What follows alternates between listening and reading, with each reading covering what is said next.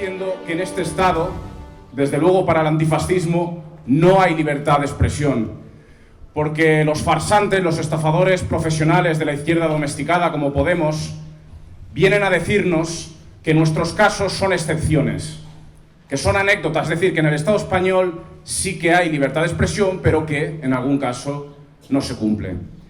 Lo que ocultan estos sinvergüenzas es que aquí ninguno de nosotros tiene libertad para llegar a casa y escribir verdades sobre la monarquía o sobre cualquier pilar del régimen como los cuerpos represivos, que aquí ninguno tenemos libertad para solidarizarnos con los presos políticos antifascistas sin que haya el riesgo de que nos condenen a prisión por ello. Y eso significa que no hay libertad de expresión. Y para organizar una respuesta, primero, lógicamente, tenemos que preguntarnos qué hacer. Y una de las cosas que considero que son fundamentales a la hora de organizar esta respuesta es conocer a qué enemigo nos enfrentamos. Y desgraciadamente aún hay muchas personas que no conocen a qué enemigo nos enfrentamos, porque en este Estado desde luego interesa que haya una amnesia, que no haya ni siquiera una memoria reciente de todo lo que ha sucedido en las últimas décadas. Aún hay muchas personas que se preguntan por qué a nosotros nos encarcelan y por qué personajes como los Santos tienen libertad para decir que hay que bombardear Barcelona para frenar al independentismo. Y tenemos que escuchar que nos digan, desde esos sectores de los que hablaba antes, Podemos y compañía, que nos digan que si Los Santos hiciera rap sería condenado. Pero qué estupidez es esa. Los Santos puede hacer rap, puede hacer una jota, puede hacer un chiste o lo que le venga en gana porque es un fascista. Y los fascistas en este Estado tienen completa libertad, porque los fascistas, y ahí viene lo que decía de conocer al enemigo, continúan controlando el Estado. El fascismo no es solo Vox.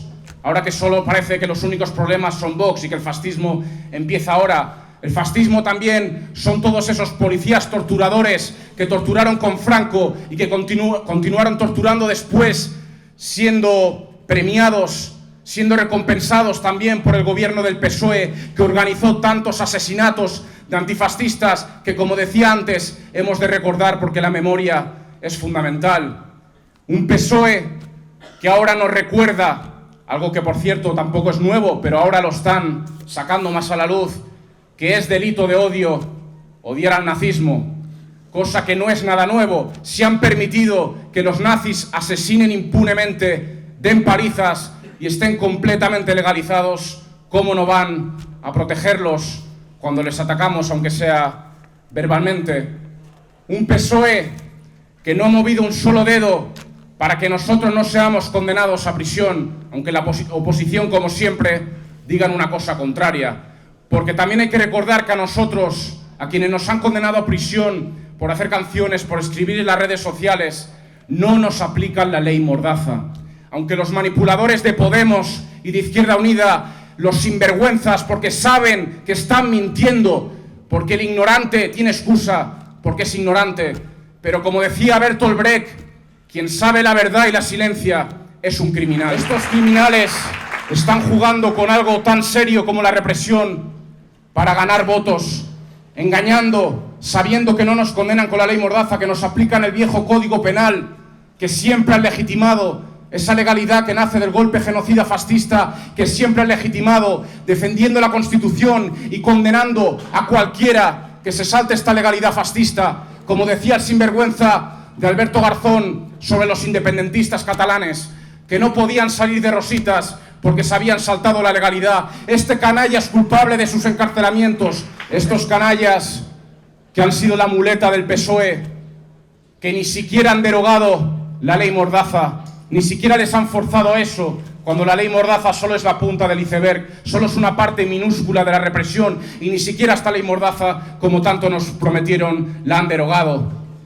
También fundamental recordar a todos los presos políticos antifascistas que lo dieron absolutamente todo para que hoy, entre otras cosas, no nos estén encarcelando por hacer canciones, por parar desahucios o por exigir nuestros derechos y libertades.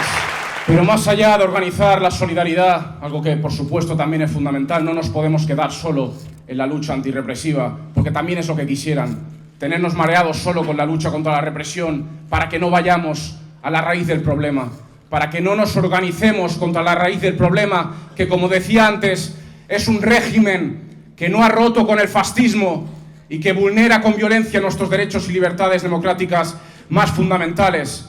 Y hablando de libertad de expresión, hay un dato que lo deja todo muy claro. También antes el compañero recordaba el dato de los presos, ¿no? Como hay ahora más presos que a finales de la vida de Franco.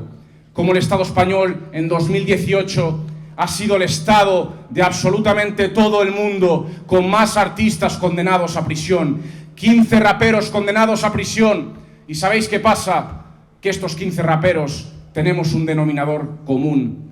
Que todos hemos señalado lo que más temen, los pilares del régimen, la monarquía, los cuerpos represivos, y nos hemos solidarizado con los presos políticos antifascistas que demuestran que esto no es un Estado democrático. Y yo siempre suelo poner un ejemplo. Yo acudí hace escasos años a otro de los juicios farsa que ha tenido Manuel Pérez Martínez, el camarada Arenas, en la Audiencia Nacional, secretario general del Partido Comunista de España reconstituido, condenado a cadena perpetua encubierta por ser el secretario general de un partido comunista. Y Manuel, en el juicio, le estaban pidiendo 17 años de prisión, que es lo que finalmente le condenaron, sin absolutamente ninguna prueba, como juicio farsa que fue. Manuel se giró hacia nosotros y con una sonrisa, la misma sonrisa de dignidad de la que hablaba antes de Carlos Cela, se giró hacia nosotros y con una sonrisa levantó el puño. Y recordé su poema en el que dice que merece la pena, porque merece la pena el orgullo, la dignidad de luchar, que es algo que jamás nos van a poder quitar, la satisfacción, el sentirnos bien por cumplir con nuestro deber, que es luchar. Muchas gracias.